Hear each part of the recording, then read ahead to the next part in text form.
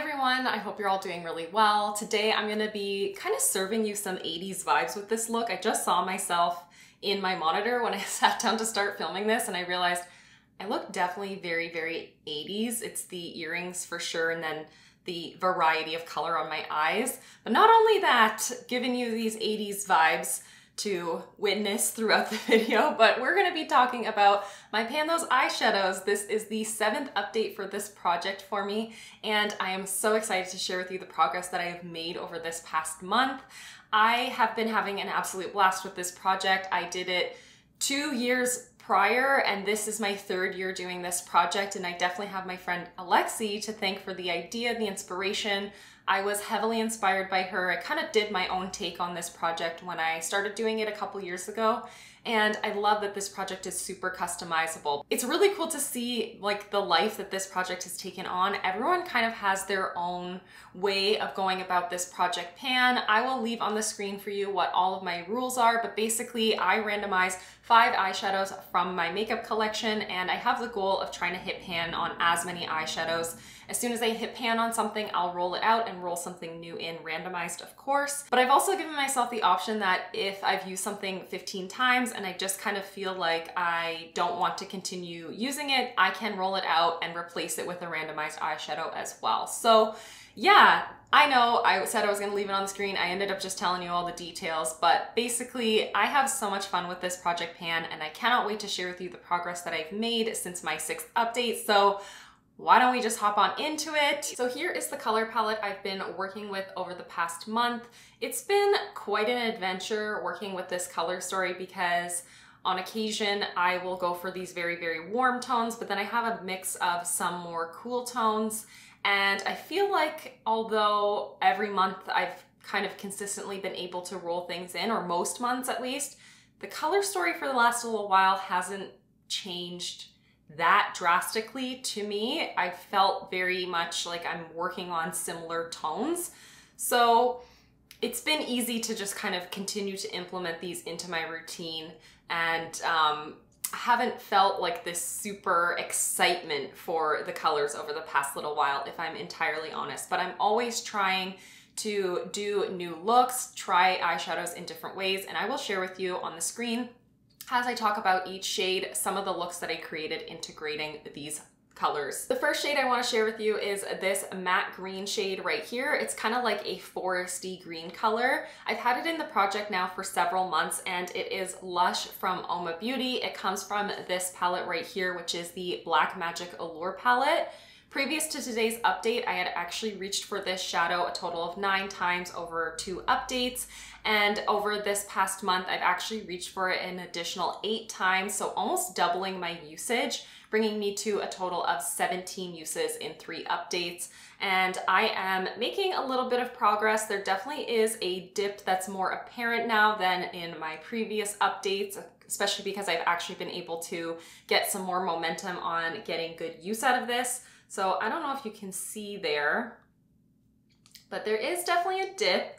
This palette as a whole is definitely looking a little bit more loved than it was previously, and I'm really happy about that. Like especially this bronzy kind of color, and then this beautiful, this is a really gorgeous like shifty gold green kind of warm brown sort of shade. It's stunning. That one's called Allure, and then Divine. But Lush is definitely starting to have a dent, and I'm really happy about that, definitely. However, I have no idea how close to pan I am at this rate, and I'm going to keep it in the project even though I have surpassed that 15 uses, just because I can foresee myself actually getting frequent use out of this and continuing to make momentum. I'm not feeling burnt out by this color yet, even though I had replaced the ABH shade called Untamed literally with this color. So I'm still not feeling burnt out by it though. I love green, so I'm gonna continue to reach for that. I'm definitely hoping to be able to hit pan on it sooner than later, but we'll see with that one. I have no idea with that formula. And then the next shade that I have here is this, again, a matte shade. This is like a fuchsia kind of color. It is a really unique pinky purple color, and it's not one that I'm often gravitating towards at all outside of this project. I am wearing it a little bit in my crease today and slightly on my outer corner to just kind of like blend everything together. It is a depotted eyeshadow that I had from a ColourPop little 6-pan palette, the Pretty Much palette, and the shade is called Cool It. So prior to today's update, I had reached for it cumulatively 5 times in 2 updates, which is just really sad. So I'm happy to report that in the past month, I've actually reached for it 6 times. Today is that 6th time. So just like the UOMA shade, actually, I was able to pretty much double my usage, bringing me to a total of 11 uses. Not an amazing amount of uses for 3 months in this project, but I'll take it, definitely. This is what it's looking like today. So this shade is hella pigmented, and these ColourPop little pressed powder shadows from their palettes are really deep, so I don't foresee myself being able to hit pan on this in any sort of timely manner. I had just rolled out in my last update the shade Spoiled, which was a red shade, and I had used that total of 30 times in order to hit pan on it. I'm only at 11 uses with this one, so at least 20 more uses are in my future with this if I want to try to hit pan on it. I think next update, as long as I can reach for it 4 or more times, I'll reevaluate if I want to continue to focus on this in this project, but that kind of will be influenced by how I can figure out how to pair it with other things in my collection. I just feel like I'm not the biggest purple sort of fan. I do feel like it looks a little bit abrupt and kind of costumey on me. Like today, like I said, I kind of feel a little 80s, a little bit overdone. But maybe there's some other ways I could integrate this into looks that might feel a little less done and out of my comfort zone. So I'm going to continue to play with it at least that 4 more times, but hopefully I can have the momentum that I've had over the past month in order to reach for it at least like 6 or so, because it isn't looking that loved. There's some usage on it, but nothing super apparent, you know? The next shade, again, is a matte. I've been working with a lot of mattes this year in this project pan. This is a gorgeous kind of terracotta orange shade. Definitely more on the orangey side, but it has a bit of a brown base that I think can make it feel a tiny bit more neutral than the orange that I had been working on in this project previously as well. It comes from my Magic Mini palette by Juvia's Place. The shade is called Zakiya or Zakiya. You guys know I am not good at pronunciation. Zakiya, perhaps? This shade, I had only reached for it 5 times in my last update. That was the first month that I had it in the project pan, and I was just kind of feeling a little bit burnt out by having the orange that I had literally just rolled out. Same sort of story with Lush. It was like I just replicated the same colors, 1 in, 1 out kind of feeling. So I only reached for it 5 times. Not the biggest amount of progress, but could be worse, definitely. I am really happy to say though, over this past month, I've reached for it 10 times. So I've brought it up to a total of 15 uses. And I'll share with you what it's looking like now after 15 uses. It doesn't look like anything has changed. There is no evident progress. This is it right here, by the way, this shade. There is no apparent usage on it at all, I feel, after 15 freaking uses. So I have decided I am going to be rolling this out of this project just because I have reached that threshold and I'm just kind of over it. And I foresee this being an eternity to hit pan on. Like, this is not something that will take me 30 or 40 uses. This could take me my whole lifetime, and I'm just not mentally there right now. So I just want to roll it out of this project, and yeah, I'm ready to move on. I have been loving playing with this palette as a whole though. The Magic Mini gives me so much excitement and so much inspiration. I'm wearing 2 of these shades on my eyes today, and I adore them so much. Like, look at these colors, how impactful and how beautiful they are. But in terms of reaching for this palette for this orangey kind of shade, I'm just not not feeling it right now. So I will be rolling this out, which means I will be rolling something new in its place at the end of today's video. And then the next shade I want to talk about is this right here, which is called Blue Dream. It's a gorgeous minty, kind of slightly teal color, and it is a flaky, flaky metallic. So at least I got something that wasn't a matte in this color story 2 updates ago. This comes from my Melt Smoke Sessions palette.